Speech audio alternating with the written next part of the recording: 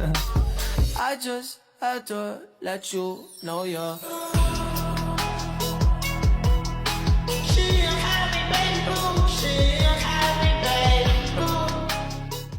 Sebelumnya, Assalamualaikum warahmatullahi wabarakatuh. Waalaikumsalam warahmatullahi wabarakatuh.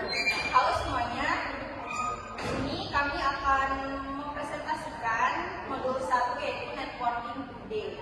Nah, sebelumnya kami akan memperkenalkan diri terlebih dahulu. Di sini saya Davina Anissa dengan NPM 257820007. Di samping saya ada Renata ini dengan NPM 25822. Saya Salsabila Nuraliza dengan NPM 2578025. Saya Riki Saya Putri dengan NPM 2578271. Saya Zelia Saputri NPM 2578206. Saya Rizal Buswa dengan NPM 2578205. Saya Nela Ramsiti Aulia dengan NPM 2578220. Saya Vega Amelia dengan NPM 2578221. Saya Dewi Fortuna dengan NPM 2578208. Nah, pada bagian ini, Networking Today ini, bagian ini memberikan gambaran awal di mana tentang pentingnya kehidupan jaringan komputer dalam kehidupan sehari-hari kita. Nah, di 1.0 ini,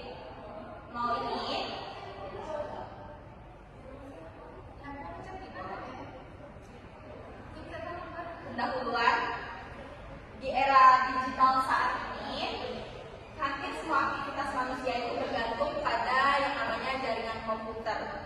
Nah, mulai dari komunikasi, pendidikan, bisnis, hingga hiburan. Semuanya itu memanfaatkan jaringan untuk bertukar informasi dengan cepat dan efisien. Selanjutnya, apa sih itu jaringan komputer? Jaringan komputer itu adalah sekumpulan perangkat yang saling terhubung untuk berbagi data dan sumber daya.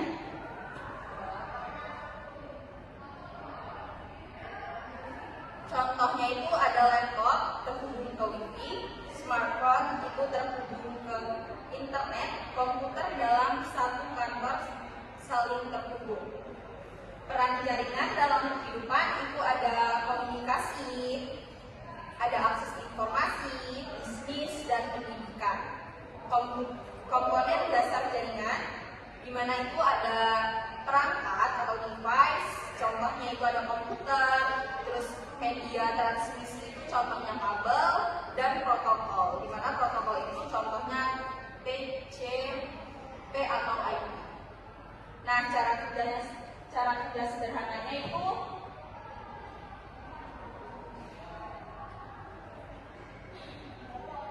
ada ketika kita mengirim data melalui jaringan, itu ada data dikirim dari perangkat pengirim. Selanjutnya ada data melewati jaringan atau kabel WiFi, data diterima oleh perangkat jaringan. Nah, itu cara kerja sederhana dari jaringan. Sini tujuan pembelajaran kita yaitu memahami konsep dasar jaringan, mengetahui peran jaringan dalam kehidupan, dan mengenali komponen utama jaringan. Sini di pembelajaran modul 1 ini, kesimpulannya yaitu jaringan komputer merupakan bagian penting dalam kehidupan modern. Tanpa jaringan, komunikasi dan pertukaran informasi akan menjadi jauh lebih lambat dan tidak efisien. Nah, segitu saja penjelasan dari modul 1. Nah, maka akan dilanjutkan dengan 1.2. Di sini saya akan menjelaskan modul 1.2 yaitu komponen jaringan. Bagaimana komponen jaringan itu semua perangkat, media, dan layanan yang digunakan dalam membangun sebuah jaringan komputer. Untuk jenis-jenis komponen jaringannya itu ada 3 bagian utama. Yang pertama itu ada device, perangkat akhir, contohnya itu komputer, laptop, smartphone, printer, dan server. Yang kedua intermediary device, contohnya ada router, switch, access point, dan modem. Dan yang ketiga network media, Contohnya ada kabel UTP, kabel optik, dan wireless Wi-Fi. Untuk perannya dalam komponen masing-masingnya itu ada end device mengirim data dan intermediary device mengarahkan data. Yang terakhir network media menjadi jalur pengiriman. Dalam tujuan pembelajarannya itu ada mempelajari bagian yang kita harapkan, yaitu mengenali komponen utama jaringannya dan memahami fungsi masing-masing komponen. Untuk kesimpulannya, di sini komponen jaringan terdiri dari perangkat akhir, perangkat perantara, dan media jaringan. Ketiga komponen ini saling bekerjasama untuk memastikan proses komunikasi dan berjalan dengan baik. Mungkin segitu aja pembahasan modul 1.2 komponen jaringan dari saya. Selanjutnya, di sini saya akan menjelaskan materi tentang representasi dan topologi jaringan. Yang pertama itu komponen representasi jaringan. Yang pertama kita harus mengenal 3 komponen utama yang membangun sebuah jaringan, yaitu end device. Ini adalah perangkat yang langsung digunakan user seperti laptop, printer, atau HP. Yang kedua itu adalah intermediary device. Nah, ini adalah polisi lalu lintas data kita. Ada router untuk menghubungkan antar jaringan, switch untuk menghubungkan perangkat di dalam satu gedung, dan firewall untuk keamanan. Yang terakhir ada network media, yaitu adalah jalan rayanya, bisa berupa kabelan, kabel WAN, atau jarak jauh, atau sinyal wireless atau wifi. Selanjutnya yang kedua itu adalah terminologi. Sebelum lanjut ke diagram, ada tiga istilah teknis yang sering tertukar. Yang pertama itu NIC. Ini adalah kartu jaringan yang ada di dalam laptop atau PC kita agar bisa dicolok kabel. Yang kedua adalah physical port. Ini adalah lubang colokannya yang terlihat secara fisik. Yang terakhir adalah interface. Interface ini mirip dengan port, tapi biasanya istilah ini dipakai pada router untuk merujuk pada koneksi ke jaringan tertentu. Yang terakhir itu ada jenis diagram topologi. Yang ada dua jenis yang wajib kita tahu. Yang pertama itu adalah topologi fisik atau fisikal, yaitu bayangkan ini seperti benda bangunan, dan di sini kita melihat perangkat ini diletakkan di ruangan mana, ada di rak nomor berapa, dan kabel lewat mana secara nyata. Yang kedua itu adalah topologi logis atau logikal. Nah, kalau yang ini tuh lebih ke otak jaringannya, kita tidak peduli perangkat yang ada di lantai berapa. Yang penting kita tahu berapa alamat IP-nya, portnya yang mana digunakan, dan bagaimana data mengalir secara sistem. Jadi kesimpulan dari materi 1.3 ini adalah kemampuan membaca simbol dan diagram ini sangat krusial bagi seorang network administrator. Tanpa diagram yang jelas, kita akan kesulitan saat memperbaiki jaringan yang bermasalah. Sekian materi yang saya jelaskan. Selanjutnya akan dilanjutkan dengan 1.4. Baik, di sini saya akan menjelaskan materi tentang 1.4, yaitu network of many size atau jenis-jenis jaringan umum. Yang dimana pertama kita akan membahas tentang jaringan dengan berbagai ukuran. Jaringan komputer itu tidak selalu sama besar. Ada jaringan kecil seperti di rumah, jaringan menengah seperti di sekolah, dan jaringan besar seperti di perusahaan besar. Semakin besar jaringan, maka pengelolaannya juga semakin kompleks dan membutuhkan sistem yang lebih baik. Lalu selanjutnya adalah LAN dan WAN.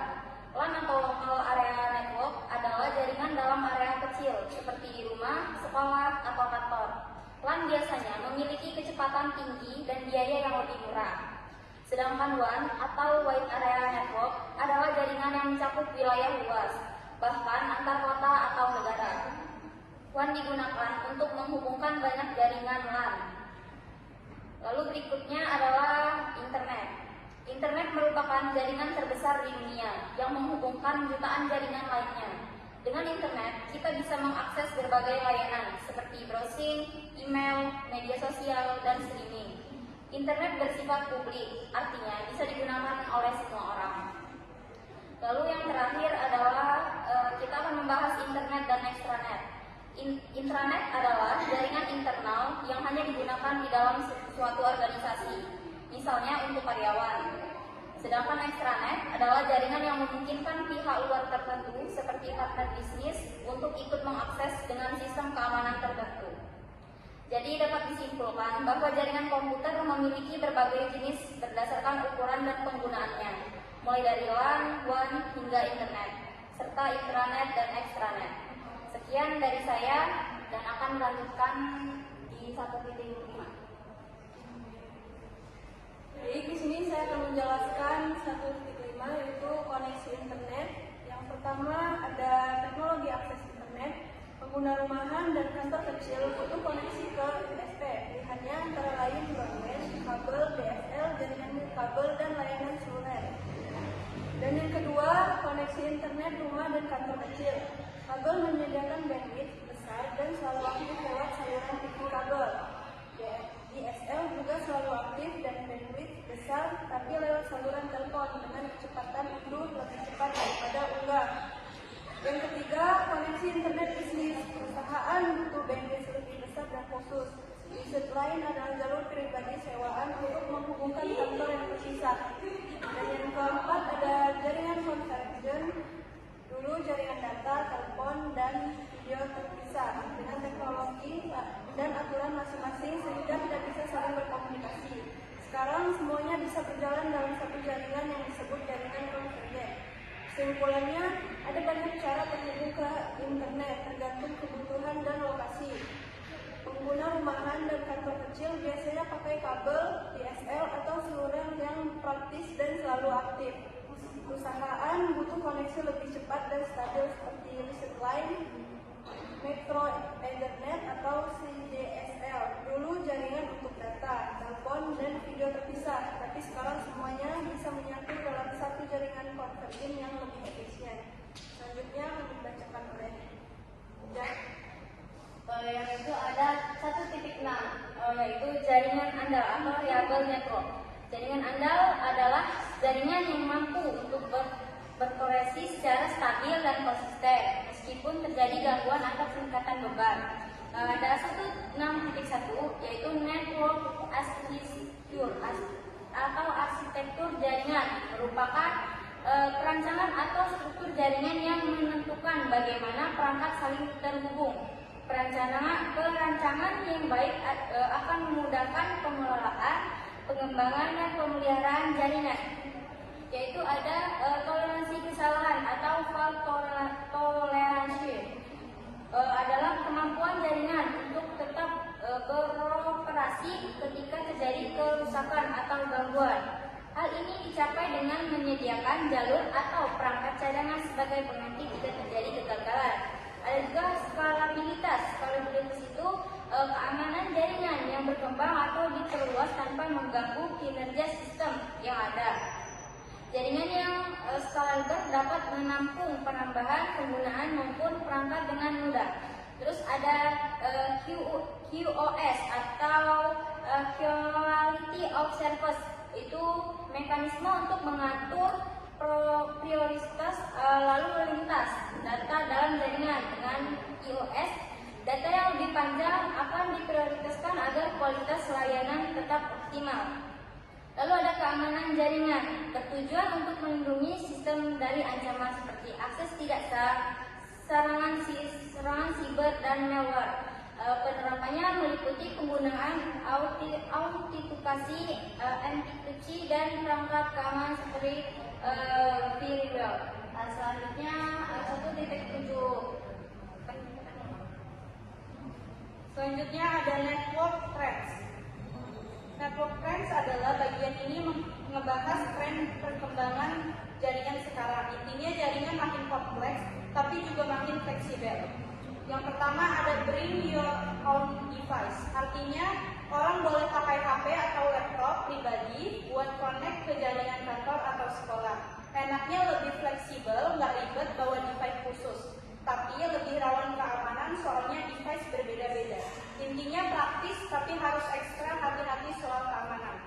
Yang kedua ada online collaboration.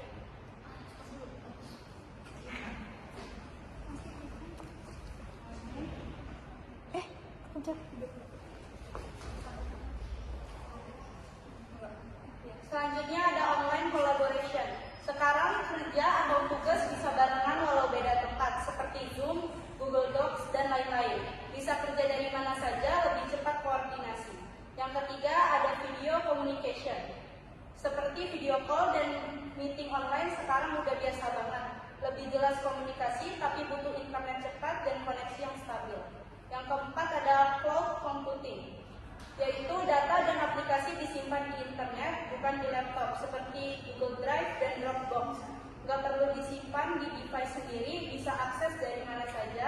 Intinya lebih fleksibel dan hemat, tapi tergantung koneksi. Yang kelima ada big data. Sekarang data itu banyak banget dari aplikasi sensor dan lain-lain.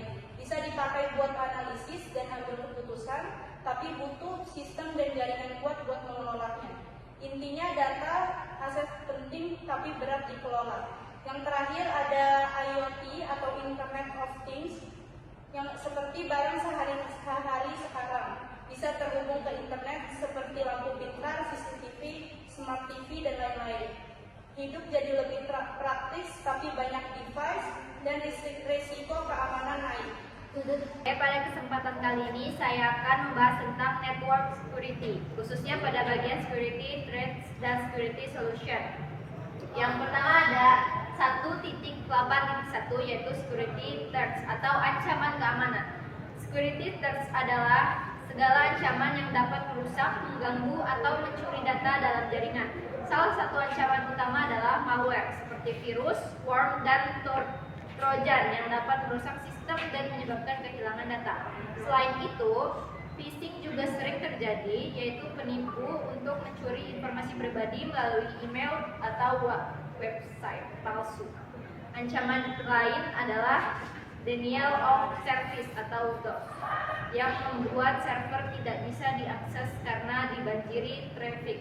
Ada juga data interception, yaitu pencurian data saat dikirim di jaringan, terutama pada Wi-Fi publik. Selain itu, ancaman bisa berasal dari dalam organisasi sendiri, seperti penyalahgunaan akses oleh karyawan. Selanjutnya ada 1.8.2 yaitu security solution atau solusi keamanan. Untuk mengatasi ancaman tersebut digunakan berbagai solusi keamanan.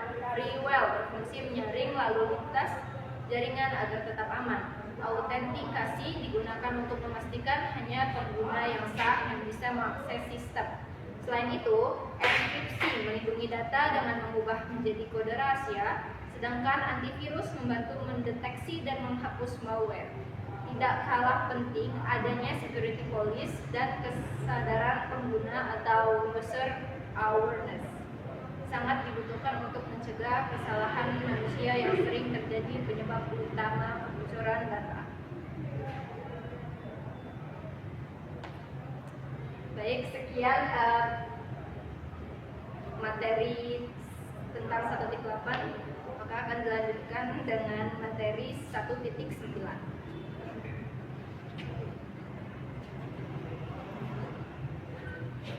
Baik, saya akan melanjutkan materi 1.9 yaitu apa itu CCNA. Intinya, sertifikat CCNA atau Cisco Certified Network Associate itu adalah bukti kalau kita paham dasar-dasar teknologi jaringan masa kini. Apa itu CCNA? Intinya, sertifikat CCNA, Cisco Certified Network Associate, itu adalah bukti kalau kita paham dasar-dasar teknologi jaringan masa kini. Karena dunia IT berubah terus, CCNA sekarang sudah diperbarui supaya kamu nggak ketinggalan zaman. Apa saja yang kita pelajari?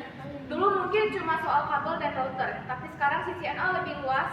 Kita bakal belajar soal dasar-dasar IP dan keamanan security, teknologi wireless atau Wi-Fi, virtualisasi, otomatisasi, dan cara memprogram jaringan network programmability. Nah, ada kabar baik untuk kita, nggak ada syarat ribet. Kita bisa langsung ambil sertifikasi level apapun, associate, spesialis, profesional, tanpa harus punya sertifikat dasar duluan. Ada pilihan lain selain CCNA, ada juga sertifikasi DevNet buat kita yang lebih suka ke arah pengembangan software atau modding. Prospek kerja punya sertifikat CCNA bikin kita lebih dilirik di dunia kerja. Kamu bisa cari lowongan lewat talent, risk matching, engine, fitur khusus di situs Nantucket buat cari kerja Cisco atau mitranya. situs pencari kerja umum seperti Indeed atau Glassdoor dengan kata kunci. Sekian penjelasan dari saya alihkan ke moderator. Mungkin presentasi dari kami cukup sampai di sini tentang Networking Today modul 1. Kami akhiri. Wassalamualaikum warahmatullahi wabarakatuh. Waalaikumsalam warahmatullahi wabarakatuh. I just had to let you know you're